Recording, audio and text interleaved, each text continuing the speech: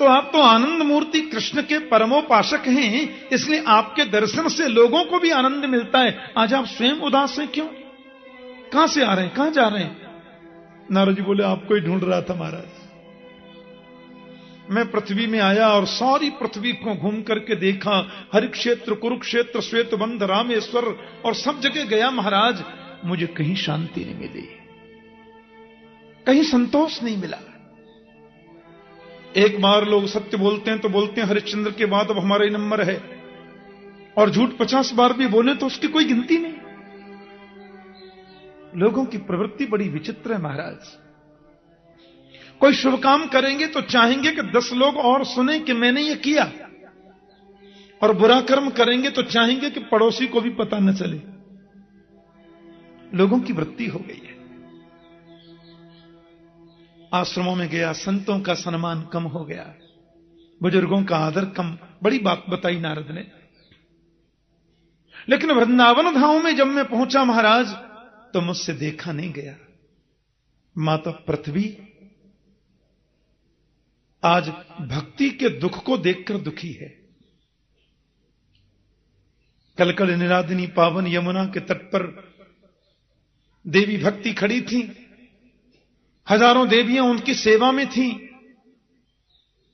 उनके पुत्र ज्ञान वैराग्य एकदम सुषुप्तावस्था में पड़े थे, वृद्ध हो चले हैं दोनों। भक्ति ने मुझे अपना पूरा परिचय दिया, अपने दुख का कारण बताया, और मैंने ज्ञान वैराग्य दोनों के बुढ़ापा को दूर करने का सतत प्रयास किया। वेद पाठ किया, वेदांत पाठ किया, गीता पाठ है मुहुर्मुहु, बार बार गीता पाठ भी किया। लेकिन पाठ करूं तब तक तो ज्ञान वैराग्य युवक होते जाएं, पाठ को विराम देती दोनों वृद्ध होकर पड़ जाएं। माता भक्ति बहुत दुखी है। मैंने भक्ति को उनके स्वरूप का अबोध भी कराया। कतो याहूतस्तु भगवान याति नीच ग्रहेष्वपि। हे भक्ति देवी, तुम जिस घर में चली जाती हो, वो तो चाहे कर्मा का घर सही, चाहे रैदास का भक्त सही, चाहे सदना कसाई का घर सही, चाहे सबरी भिलनी का घर सही, जिस घर में तुम चली जाती हो उस घर में तो गोविंद जाते ही हैं। और मुक्ति को प्रभु ने तुम्हारी दासी बनाकर के रख छोड़ा है। माया तो नर्तकी है और तुम तो मालकिन हो देवी। लेकिन भक्ति माता ने कहा, वो सब ठीक है नारद जी, पर माता युवती और वृद्ध हो जाए पुत्र, इससे बड़ा कष्ट मां के लिए और क्या हो सकता है। क्योंकि जिस चीज के ग्राहक कम हो जाते हैं ना, उसको सस्ते में बेचना पड़ता है। प्यार से बोलो जय श्री कृष्ण। ग्राहक जिसके कम, उसको सस्ते में बेचना पड़ेगा। महाराज, मैंने भक्ति माता के सन्मुख ज्ञान वैराग्य दोनों की वृद्धता के निवारण के लिए बहुत प्रयास किया, लेकिन मैं सफल न हो सका। तो आकाशवाणी ने बोल दिया कि तुम चाहते हो तो सत्कर्म करो।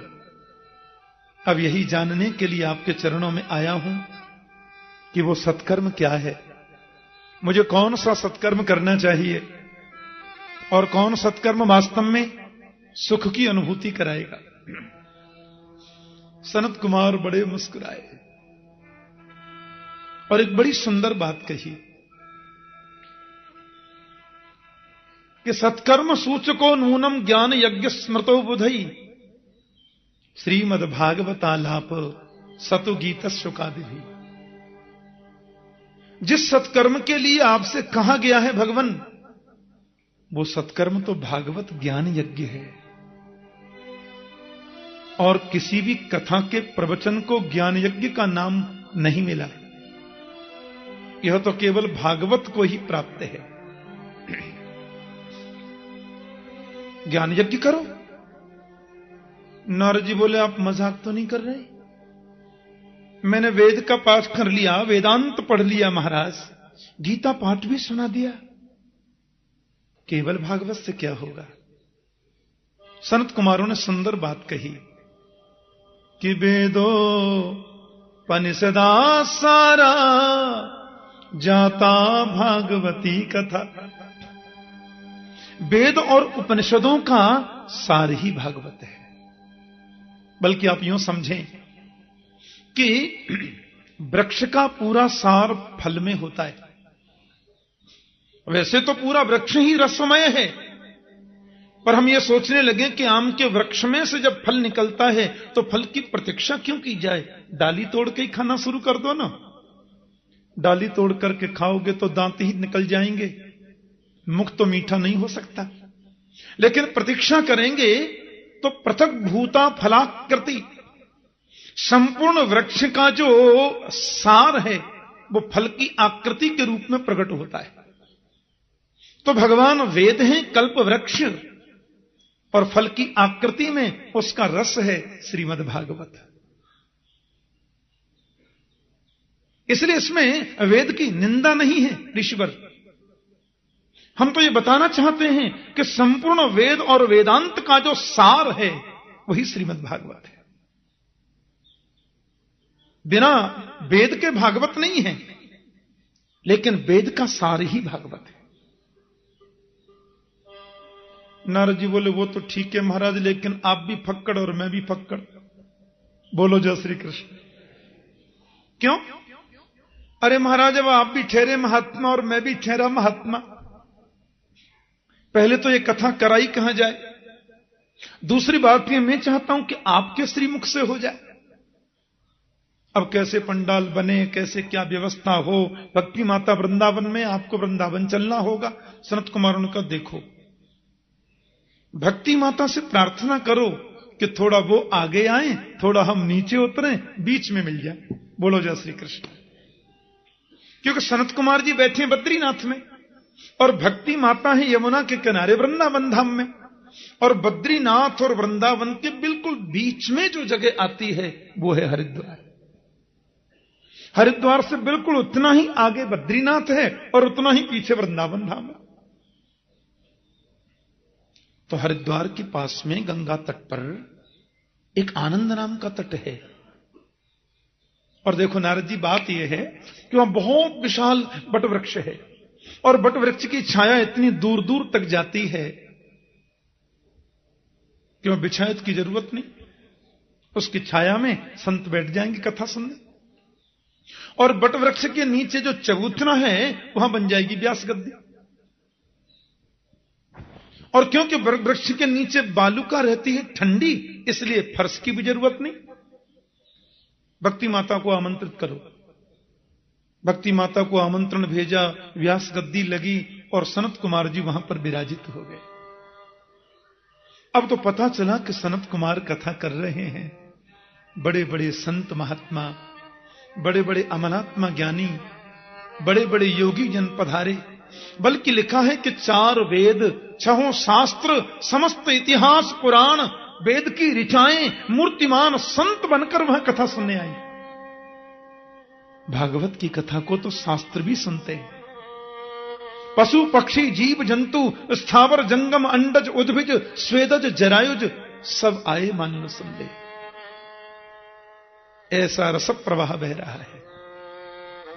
3 आसन बिछाए नारद ने, ज्ञान के लिए, वैराग्य और भक्ति माता के लिए।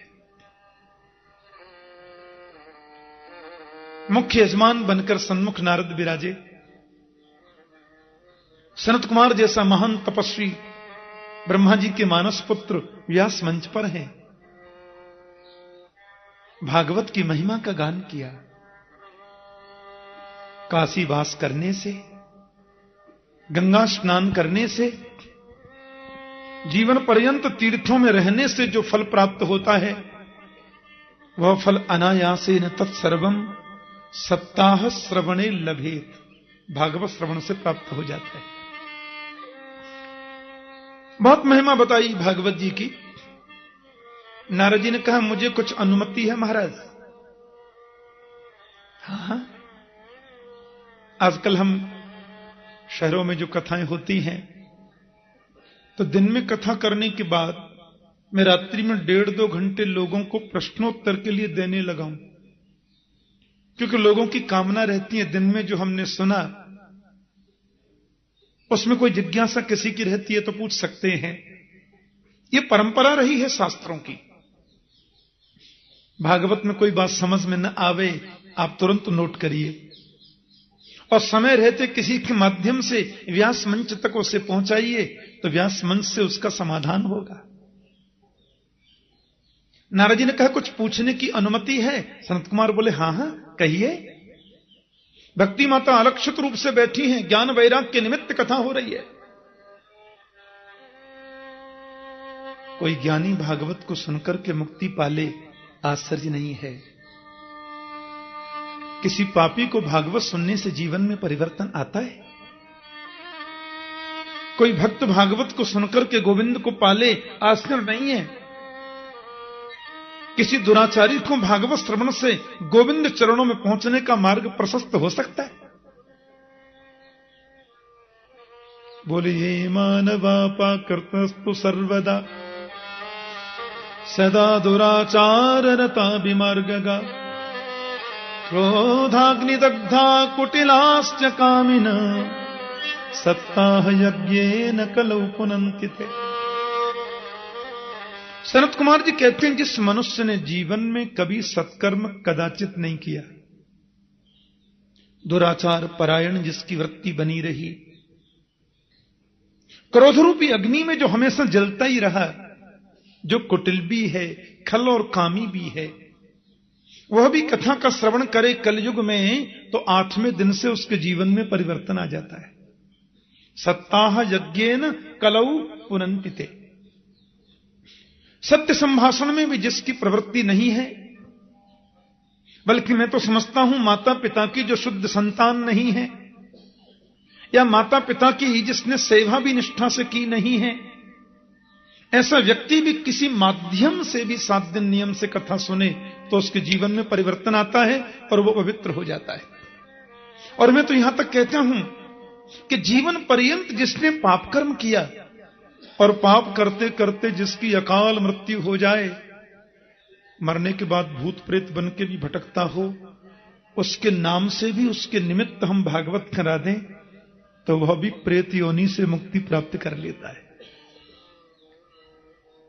नारद जी बोले बात को समझ में कम आई। पर देखो तुंगभद्रा नाम की नदी के किनारे एक गांव है जिसका नाम है उत्तम नगर। थोड़ी महात्मा की कथा बता रहे हैं, अभी भागवत शुरू नहीं हुई। भागवत तो हम लोग 7 दिन आज के बाद अलग से सुनेंगे। आज तो हम केवल थोड़ी भगवत चर्चा, भागवत की महिमा के बारे में जो सनत कुमारों ने कहा वो सुनना है। तुंगभद्रा नाम की नदी के किनारे एक उत्तम नगर है। वर्णाश्रम धर्म का पालन करने वाले सब लोग वहां रहते हैं। एक आत्मदेव पंडित जी भी रहते हैं। घर में गौ माता है, बांझ हो गई, तुलसी वृक्ष है, सूख गया, पत्नी कर्कश स्वभाव की है, पता चला कि मुझे पुत्र नहीं है इसलिए सब है। वन में पधारे और अपना प्राणांत करना चाहते थे। किसी संत ने उनको फल दिया, मैं संक्षिप्त कह रहा हूं, और वो फल लाकर के अपनी पत्नी को दिया। पत्नी ने कहा अब देखो जिसके यहां सब कुछ है वहां खाने वाला नहीं है, और जहां भोजन की व्यवस्था नहीं है वहां खाने वालों की लाइन लगी है। उसने अपनी बहन को बहुत द्रव्य देकर उसका इस बार होने वाला पुत्र लेने का वचन ले लिया और दोनों ने मिलकर के फल गौ माता को खिला दिया। बहन के पुत्र को लेकर के उसका नाम रखा धुंधुकारी, और गाय को जो फल खिलाया था संत का प्रसाद, उससे जो पुत्र हुआ उसका नाम हुआ गोकर्ण जी महाराज। एक बात कहूं, इकलौता बालक जिस घर में जन्म लेता है उसके बिगड़ने के चांस ज्यादा होते हैं। आत्मदेव जी इस बात पर ध्यान न दे सके और धुंधकारी की प्रवृत्ति जो है वो दुष्प्रवृत्तियों में परिवर्तित हो गई। शरापान करने लगा, जुआ खेलने लगा, दुर्गुण उसमें आ गए और उसने आत्मदेव जी के स्वर्ग जैसे घर को नरक बना दिया। आत्मदेव ने कहा हे भगवान, रात्रि के 2-2 बजे ये पुत्र आता है, सुरापान करता है, ऐसे पुत्र से तो मैं बिना पुत्र का ही ठीक था। धुंधुकारी से कहा, बेटा मैंने कितने संतों के चरणों में मत्था टेका, कितने अनुष्ठान आदि मैंने कराए, तू ब्राह्मण पुत्र होकर के सुरापान करता है? यह तेरी वृत्ति ठीक नहीं है। पिताजी को डांटते हुए कहा, चुप रहिए, आपकी बुद्धि सठिया गई है और हम जो करते हैं उसे बिल्कुल ठीक करते हैं। बैठे बैठे आत्मदेव जी रो रहे हैं। घूमते हुए वहां गोकर्ण जी महाराज आ गए। गोकर्ण भी आत्मदेव जी को पिता ही कहते थे। पिताश्री, क्या बात है? आजकल कुछ दिनों से मैं देख रहा हूं आप काफी चिंतित रहते हैं। आत्मदेव ने कहा, बेटा मेरी समझ में नहीं आता, मैं क्या करूं? यदि घर में रहूं तो रहूं कैसे? धुंधुकारी ने इस घर को नरक बना दिया, और घर छोड़कर के वन में जाऊं तो जाऊं कैसे? मन में इतना प्रबल वैराग्य नहीं है। मेरा मार्गदर्शन करो गोपुत्र। गोकर्ण जी महाराज ने जो आत्मदेव जी को उपदेश दिया है ना, बड़ा अद्भुत है। देहे स्तिमांसरुधिरे अभिमतिं त्यजत्वं जाया सुतादिषु सदा ममतां विमुञ्च पश्यानि संजगदिदं क्षणभङ्गुनिष्ठं वैराग्यरागरसिको भवभक्तिनिष्ठ। गोकर्ण जी कहते, पिताजी सबसे बड़ी तो मनुष्य की गलती यह है कि वो शरीर को ही आत्मा मान बैठा है। हमें यह समझना होगा, इसको जानना ही होगा कि मैं शरीर नहीं हूं।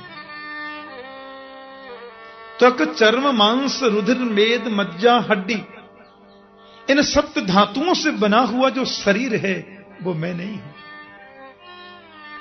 मैं तो दिव्य चिन्मय शाश्वत अविनाशी आत्मा हूं।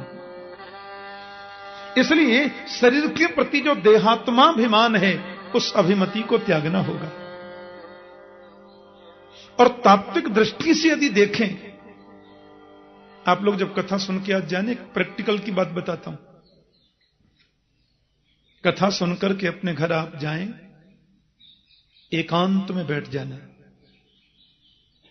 कमरा बंद कर लेना और अपने आप से प्रश्न करना कि मैं कौन हूं। यदि आपको सही जवाब मिला है तो समझना आपने भागवत सुनी है। आखिर मैं क्या हूं? मैं आंखें हूं? यदि आंखें हूं तो आंखें तो अंधी हो जाती हैं, मैं रोक नहीं पाता। फिर मैं कान हूं? यदि कान हूं तो कान बहरे हो जाते हैं, मैं रोक नहीं पाता। मैं यदि नासिका हूं तो कभी एक सज्जन मेरे से बोले, ठाकुर जी दुर्गंध आ रही है क्या? मैंने कहा जट उसने भी नाक बंद कर ली। मैंने कहा तुमने क्यों बंद करी? बोले आपने कर ली न इसलिए कर ली। मैंने कहा क्यों? बोले आजकल मुझे न सुगंधी आती है न दुर्गंध आती, पता नहीं क्या हो गया। मैंने कहा जब आती नहीं तो नाक बंद क्यों करते हो? बोले इसलिए कर रहा हूं कि कोई ये न सोचे कि दुर्गंध में भी नाक बंद नहीं करता। मेरी नाक तो परमहंस हो गई है। कभी कभी नाक भी काम करना बंद कर देती है, कभी कभी कान भी सुनना बंद कर देते हैं, लोग मशीन लगाए फिरते हैं। तो ये कंफर्म हो गया कि मैं न नाक हूं न कान हूं। तो फिर मैं क्या हूं? ओहो, मैं शरीर हूं। यदि शरीर में हूं तो कम से कम इसको मरने तो नहीं देना चाहिए। ये शरीर मर जाता है। कितना ही बादाम रोगन की मालिश करा लो, कितना ही शिलाजीत और च्यवन प्राश और स्वर्ण भस्मी और जन कौन कौन सी भस्मी खाओ, शरीर तो फिर भी मर जाता है। अच्छा, कभी कभी ये पूछना अपने आप से कि जन्म से पहले मैं कहां था और मरने के बाद मैं कहां चला जाता हूं? ये जितना भी दुनिया का चक्कर है वो जन्म के बाद और मरने के पहले ही क्यों है? जन्म से पहले कोई चक्कर नहीं और मरने के बाद कोई चक्कर नहीं। अच्छा, जन्म और मृत्यु की बात छोड़ो, इसमें तो थोड़ा लंबा डिस्टेंस है। मैं तो आपसे यह कह रहा हूं, आप ये सोचो कि रात में हम सोते हैं तो कहां चले जाते हैं। एक आदमी आया और आकर के बोला, ठाकुर जी आज तो भगवान ने मुझे बचाया। मैंने कहा क्या हुआ? बोले मेरे ऊपर पंखा गिर गया। अरे मैंने कहा तुमने गिरने क्यों दिया? मैं तो सो रहा था ना महाराज, मेरे को नहीं मालूम। वो तो तब पता चला जब वो गिर गया। तो अपने आप से पूछो कि रात में हम सोते हैं तो कहां चले जाते हैं? दिन में सांप दिख जाए तो 104 डिग्री बुखार आता है, और रात में सो रहे थे ऊपर होकर सांप निकल गया, हमको मालूम ही नहीं। ये जितना दुनिया का चक्कर है वो जागने के बाद और सोने के पहले ही क्यों है? सोने के बाद कोई चक्कर नहीं और जगने से पहले कोई चक्कर नहीं। आखिर में क्या हूं? पत्नी मेरी है तो साथ तो कभी जाती नहीं, शादी से पहले मालूम नहीं कौन थी। माता पिता मेरे हैं तो मरने के बाद कभी ट्रंक कॉल आता है, कभी फोन आता है, बेटा हम सुखी हैं कि दुखी हैं, कोई सूचना आती है? ये सब क्या है? ये ऑफिस, ये फैक्ट्री, ये मकान, ये दुकान, ये पत्नी, ये बच्चे, ये परिवार। और मैं 45 मिनट तक अपने आप से प्रश्न करो, अंतर हृदय से एक आवाज निकलेगी, चलो रे हंसा अमर लोक को, यहां कोई नहीं तेरा है। जग वालों का हुआ सवेरा, अपना हुआ अंधेरा है। धर्मम भजस्व सततम त्यजलोक धर्मान, सेवस्व साधु पुरुषान जहि काम तृष्णान। धर्म की दो बातें हैं, एक लौकिक धर्म, एक भागवत धर्म। 8 घंटे दुकान पर बैठकर के धनार्जन करना एक धर्म है। धन कमाकर के पत्नी को, बच्चों को समर्पित करना, उनकी सुरक्षा और उनके कार्यों में व्यस्त होकर के व्यय करना, यह भी एक धर्म है। समाज में अच्छी प्रतिष्ठा प्राप्त करने के लिए सुंदर मकान बनाकर प्रतिष्ठा में रहना भी एक धर्म है, लेकिन यह लौकिक धर्म है। और सब प्रकार से मन को हटाकर के गोविंद के चरणों में मन को लगा देना, यह भागवत धर्म है।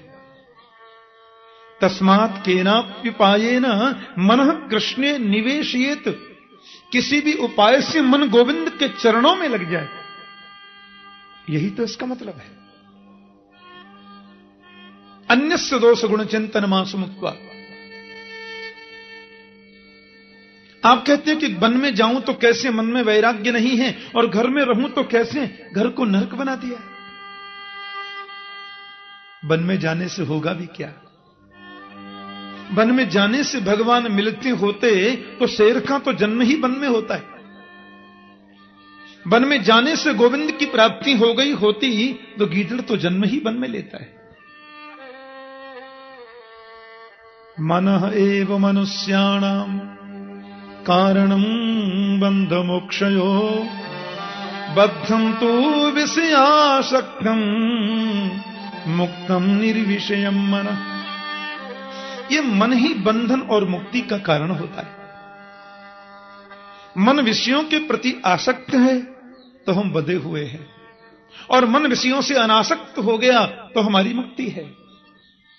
कबीर जी कहते हैं, मन के मारे बन गए बन तज वस्ती माहे, कह कबीर मन लालची ये कहूं ठहरत ना है। मन के हारे हार है, मन के जीते जीत, मन ही मिलावत राम सो मन ही करत फजीत। यह तो गति है अटपटी झटपट लखहि न कोई, जब मन की खटपट मिटहि तो चटपट दर्शन होए। जिस दिन मन की विकृति सत्कृति में परिवर्तित हो जाएगी, उसी दिन गोविंद मिल जाएगा। इसलिए मन को एकाग्र करें और घर को ही वन बनाएं। और मुझे ऐसा लगता है पिताश्री, मन को आप गोविंद में नहीं भी लगा पाते हैं तो तन से ही उनकी सेवा करें। आप तन से गोविंद की सेवा करेंगे तो गोविंद के सेवा का यह परिणाम है कि मन को वो स्वयं आकृष्ट कर लेगा, मन को वो स्वयं खींच लेगा और मन की विकृति को मिटाएगा। करसती जीवानाम चित्तमिति कृष्ण, अपनी प्रिया माधुरी, सरस माधुरी, ललित माधुरी, रूप माधुरी के माध्यम से जीव के हृदय को जो अपनी ओर आकृष्ट कर ले, उसी का नाम तो कृष्ण है। आत्मदेव जी वन को चले गए। धुंधकारी मां को मारने लगा तो मां कुआं में गिर गई और वो गोकर्ण जी तीर्थ यात्रा में चले गए। वेश्याओं को लाके घर में रख लिया। वेश्याओं ने एक दिन धुंधकारी को मार दिया, जमीन में गाड़ दिया, धन संपत्ति लेके चली गई। तो प्रेत बनकर के धुंधकारी भटक रहा है। और गोकर्ण जी महाराज को जब ये पता चला कि आत्मदेव जी का पुत्र धुंधकारी इसी महल में प्रेत बन के पड़ा है, भगवान भुवन भास्कर सूर्य के चरणों में प्रणाम किया। श्रीमद् भागवतान मुक्ति सप्ताहम वाचनम कुरु इति सूर्यमज सर्वै धर्म रूपम तु विस्तृतम। भागवत की कथा का आयोजन करो। बड़ा सुंदर सुरम्य बगीचा था, बांस के वृक्ष खड़े थे। गोकर्ण जी महाराज गौपुत्र हैं, विप्र रूप हैं, व्यास गद्दी पर विराजे, ब्राह्मण पाठ में बिठाए और स्वयं वाचन करने लगे। एक आसन बिछाया धुंधकारी के लिए, जहां कहीं भी आप हैं आकर के बैठो, कथा हम आपके लिए कर रहे हैं। और कथा आती है कि धुंधकारी आकर बैठा तो वायु उसको उड़ा देती है। तो व्यास गद्दी की बगल में दाहिनी तरफ एक सप्त ग्रंथि का बांस खड़ा था, उसमें धुंधकारी आके बैठा, ऐसा लिखा है।